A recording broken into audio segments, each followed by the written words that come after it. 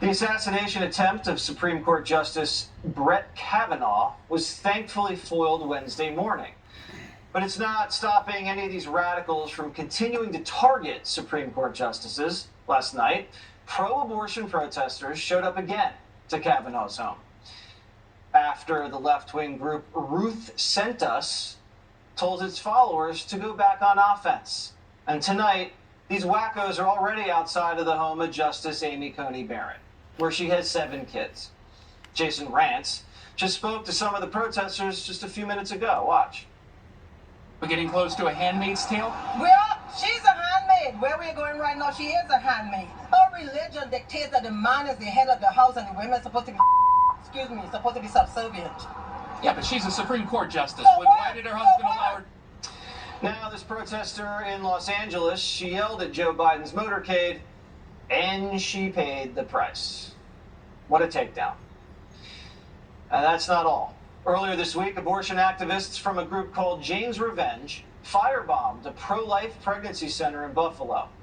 I bet you didn't hear that in the mainstream media. But if you ask Nancy Pelosi, everything is fine. You said the justices are protected, but there was an attempt on Justice Kavanaugh's life. It's protected. The justices are protected. This issue is not about the justice. It's about staff and the rest. Nobody is in danger over the weekend because of our not having a bill.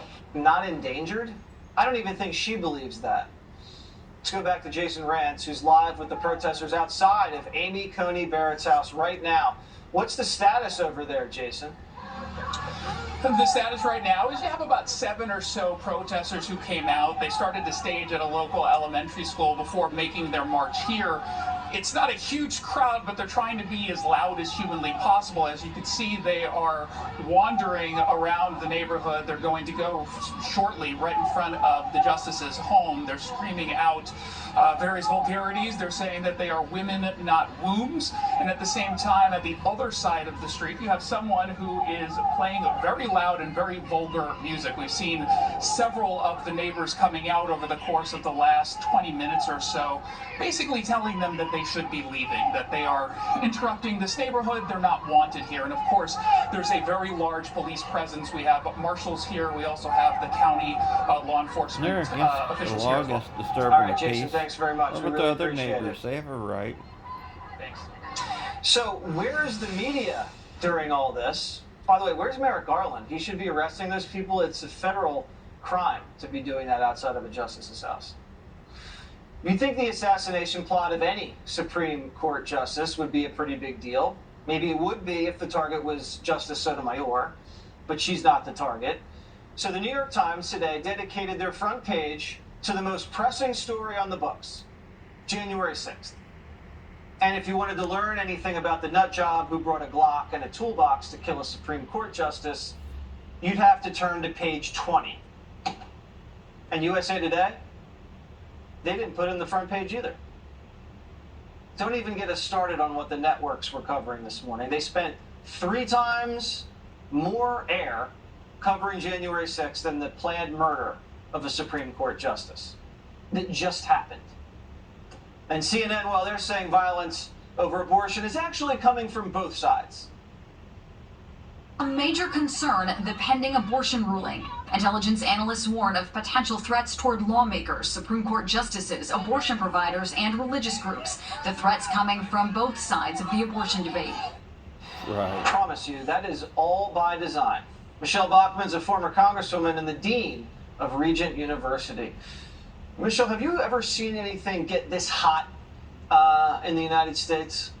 No, it's never gotten this hot. When you have assassination attempts on sitting Supreme Court justices because people don't like the result of what the justice is going to issue, we've never gotten to that point. And there should be indictments for this. Yeah. This is criminal. And I agree with you on Merrick Garland. What we're looking at is complete and utter lawlessness coming out of the Biden administration. This is criminal, what just happened. Because if you look at almost every day, there's another murder that's happening that makes national news.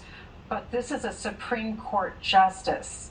And we could have been talking about his death tonight rather than an attempted death. And it isn't just him. He has a wife, he has children. Each one of these Supreme Court justices have families. And let's remember which side of the aisle put the photo of their house on the internet and put the address of their house on the internet. How are they ever going to be safe? Because we don't even have a ruling that's been released yet. No, we don't. How will they be safe? How will their children be safe? Do they need to have Secret Service protection for the entire family now for 24/7? That's the point that we're at, because they're now targets. This guy brings a toolbox, he brings a gun, he brings a crowbar. This guy was serious. And so what would you do if you were the Kavanaughs? Would you be there? I mean, at this No, point... they're in hiding. They have that's to be right. in hiding right now. They've made a Supreme Court justice flee to go in hiding. And your point about what they brought, I mean, he brought a Glock.